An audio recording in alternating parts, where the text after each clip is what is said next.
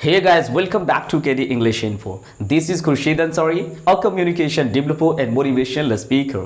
तो दोस्तों आज एक बार फिर से मैं आपके लिए ले करके आया हूँ spoken English speaking course series 11। दोस्तों इस सीरीज 11 में हम बात करने वाले हैं टेंस की।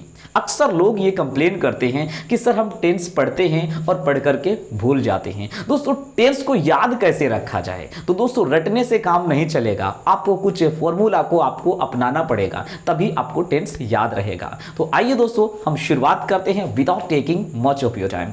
बहुत सारे लोग टेंस को ऐसे पढ़ते हैं। सबसे पहले वे लोग पढ़ते हैं प्रेजेंट इंडेफिनिट टेंस, उसके बाद वे लोग पढ़ते हैं प्रेजेंट कॉन्टिन्यूअस टेंस, फिर वो पढ़ते हैं प्रेजेंट परफेक्ट टेंस, फिर वो पढ़ते हैं प्रेजेंट परफेक्ट कॉन्टिन्यूअस टेंस। दोस्तों इस प्रकार जैसे ही आप आगे बढ़ते चले जाएंगे आप पीछे खो जाएंगे।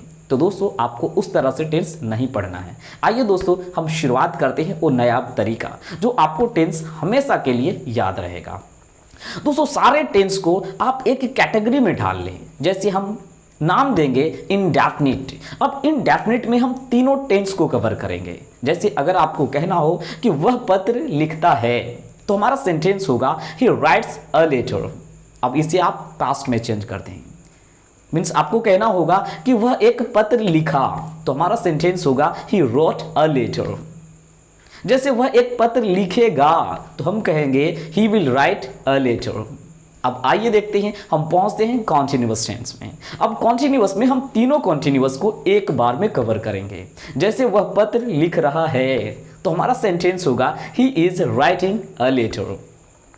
अब आइए देखते हैं हम पास्ट में जाते हैं। जैसे वह पत्र लिख रहा था तो हमारा सेंटेंस होगा he was writing a letter. जैसे वह पत्र लिख रहा होगा तो हमारा सेंटेंस होगा he will be writing a letter. अब आइए देखते हैं हम आगे पहुंचते हैं परफेक्ट में। अब दोस्तों परफेक्ट में हम तीनों परफेक्ट को एक साथ कवर करेंगे। जैसे वह पत्र लिख चुका है, he has written a letter. अब इसे हम पास्ट में पहुंचते हैं।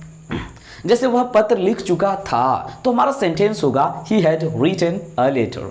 जैसे वह पत्र लिख चुका होगा तो हमारा सेंटेंस होगा he will have written a letter. अब आइए दोस्तों हम आगे बढ़ते हैं और पहुंचते हैं परफेक्ट कॉन्टिन्यूअस टेंस में। अब परफेक्ट कॉन्टिन्यूअस का हम तीनों भाग को एक साथ कवर करेंगे। जैसे वह पत्र लिख ही रहा है या तो फिर वह पत्र लिखते आ रहा है तो हमारा सेंटेंस होगा he has been writing a letter. अब इसे पास्ट में चेंज करते हैं। जैसे वह पत्र लिख ही रहा था या लिखते आ रहा था तो हमारा सेंटेंस होगा he had been writing a letter.